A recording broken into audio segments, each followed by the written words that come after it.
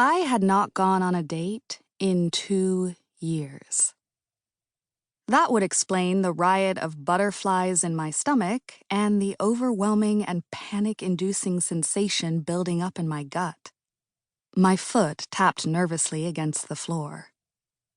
I took another sip of the water the waiter had brought me and tried to look like I didn't care that my date was 15 minutes late. It didn't make sense.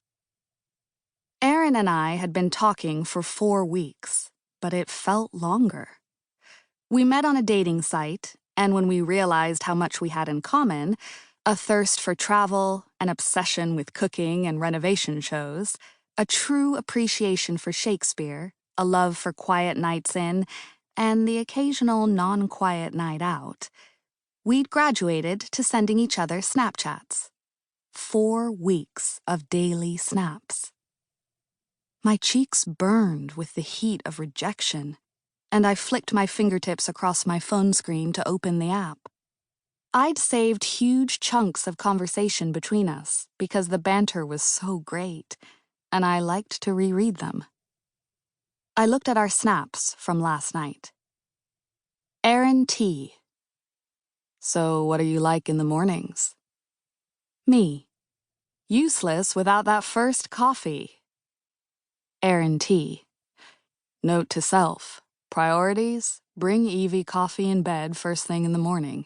I need her useful there. Me. Crying with laughter emoji. Me. Why do I need to be useful? Surely your priority in the morning is to be useful to me. Wink emoji. Aaron T. Okay, here's the plan of action. I'm useful to you first, then I get you a coffee.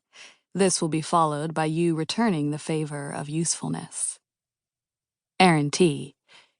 You know useful is a euphemism for going downtown, right? Me. Snort. I did, but thank you for clarifying so charmingly. Aaron T. Oh, that was me being a gentleman about it. Frowning, I turned my phone over on the restaurant table and eyeballed the entrance again. At first, our flirtation had been sweet, but as Aaron and I got to know each other, things had heated up. For me, it was a weird mix of feeling reckless and safe flirting with him since I'd never met him, but he'd been so upfront with me. I had rules against dating younger men because I'd attempted it a few times and those relationships always failed due to the men's immaturity. Aaron was 28, 5 years younger than me. However, within the first week, I lost all concerns about his maturity because he was so open, confiding in me about how awful his ex made him feel about himself. He'd quit law school because he was miserable and instead started over again, studying to be a vet. I loved animals, so I loved that about him. But his ex never supported him. Then when he started missing gym visits because he was studying so much and not eating great, she'd crushed his confidence with her pointed comments about his body. He'd sent me snaps of himself, and Aaron was not fat. He just wasn't built like a cover model. Who cared? He seemed like a great guy. Aaron was the 2 H's, honest and handsome. Dating was not my favorite thing, especially online dating, and I had walls up for miles.